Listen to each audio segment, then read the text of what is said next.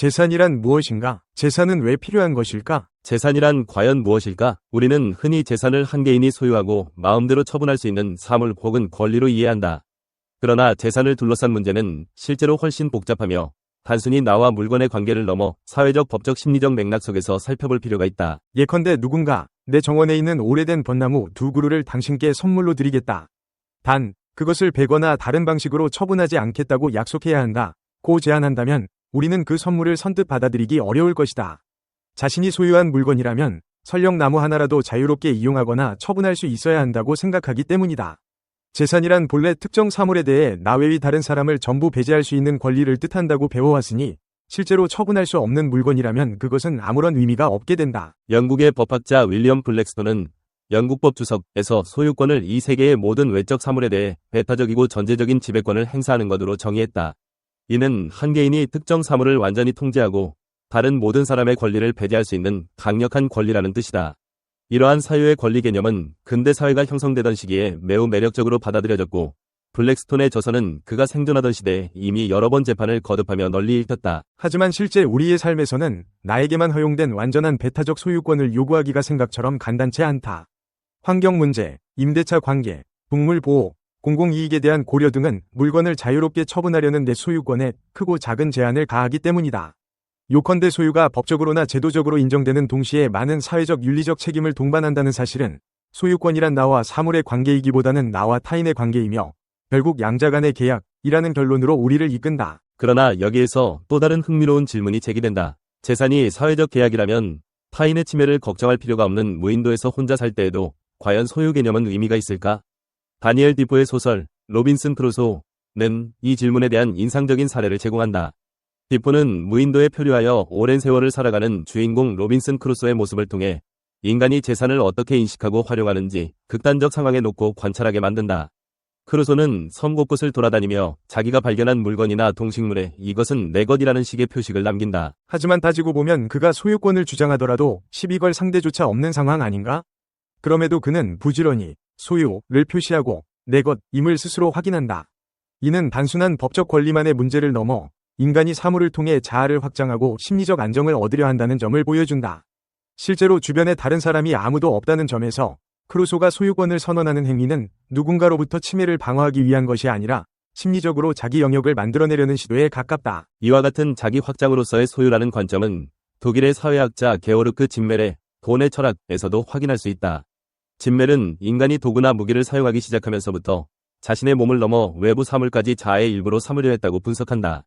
무언가를 내 것이라고 부르고 관리하는 행위가 곧 자아의 외연을 넓히는 심리적 과정이라는 것이다.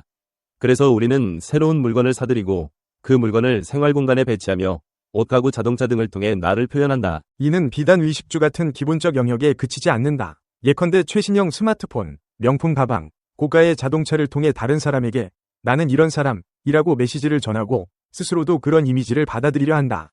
그 결과 재산을 소유한다는 것은 단순히 편리함을 얻거나 경제적 가치를 소유하는 것만이 아니라 내 정체성을 구체적으로 형성하고 확인하는 일과 연결된다. 그렇다면 사람은 왜 물건을 통해 자기 자신을 이렇게까지 형성하고자 할까? 무엇보다 소유가 주는 안정감과 자율성, 그리고 그 물건의 깃든 상징과 가치를 통해 정체성을 확인받으려는 욕구가 크다. 더 나아가 소유 자체보다는 획득하는 과정에서 오히려 더 큰 즐거움을 느끼기도 한다. 새로운 물건을 살 때 맛보는 짜릿한 기대감은 그 물건을 실제로 얻게 된 뒤 점차 누그러지기 마련이다. 한번 내 손에 들어온 물건은 더 이상 낯설거나 설레는 존재가 아니면 우리의 관심은 또다시 새로운 대상을 향해 옮겨가기 때문이다. 오늘날 소비사회에서 벌어지는 지속적인 충동구매와 무관심의 반복은 바로 이러한 심리현상의 반영이다. 그럼에도 불구하고 재산을 손에 넣고 나면 삶의 기반이 한층 튼튼해졌다는 안정감과 함께 소유물들로 둘러싸인 나라는 자아상을 재확인하는 계기가 된다. 이렇게 보면 재산이란 한편으로는 개인에게 자유와 만족, 그리고 정체성의 발현 기회를 열어주지만 다른 한편으로는 관리 유지 비용을 비롯해 각종 의무와 법적 제약을 안겨준다. 오늘날에는 폐기물 처리나 환경 파괴 문제처럼 내 소유물임에도 마음대로 처분할 수 없는 경우가 많다. 집주인이 세입자의 동의 없이 함부로 집에 들어갈 수 없고 자기 재산이라 하더라도 사용할 때에는 이웃이나 사회 전반에 미칠 영향을 고려해야 한다. 이는 소유라는 권리가 근대 시민사회의 역사적 발전 속에서 여러 약속과 제도, 윤리적 규범과 얽혀 복합적으로 자리 잡았음을 잘 보여준다. 디포의 시대에 영국에서는 구귀족들의 전통적인 토지 특권을 혁파하고 새로운 소유 질서를 확립해야 한다는 요구가 있었다.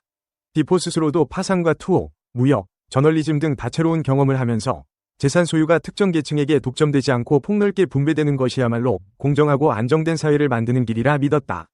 그러한 역사적 맥락 속에서 로빈슨 크루소 위 무인도 이야기는 사회가 완전히 배제된 상황에서의 소유란 결국 무의미에 가깝다는 역설적 메시지를 던진다.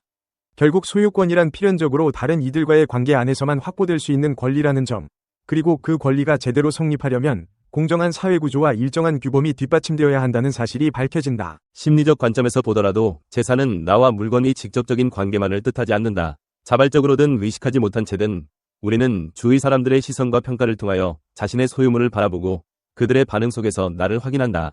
특히 경제적으로 풍요로운 사회에서 소유물에 대한 애착은 그 어느 때보다 강력해졌다.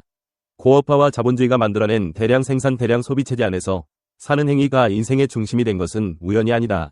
사랑이나 신앙보다도 손쉽게 그리고 눈에 보이는 형태로 나를 만족시켜주는 것이 바로 소유와 소비가 되어버린 것이다. 하지만 물건을 계속 사들이면서도 우리는 끊임없이 새로운 욕망을 느끼고 이미 갖고 있는 물건에 대한 흥미를 잃어 쉽게 버리는 과정을 반복한다.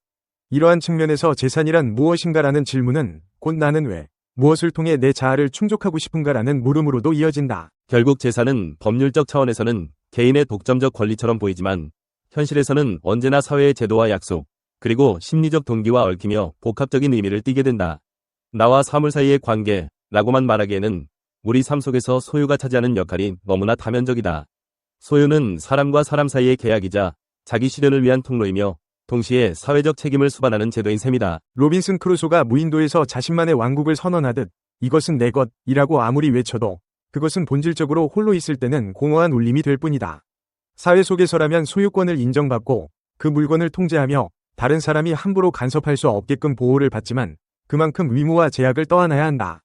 결국 현대사회에서의 소유권은 개인과 공동체의 균형을 유지하는 장치이자 한 개인의 정체성과 심리적 안정을 지탱해주는 의미심장한 체계라고 할 수 있다. 재산이란 과연 무엇인지에 대한 답변은 이처럼 단순하지 않다. 법적 제도적으로 소유가 어떻게 보장되는지, 소유물을 통해 사람들은 어떤 자부심과 안정감을 얻으며 동시에 어떤 책임을 감수해야 하는지를 종합적으로 고려해야 한다.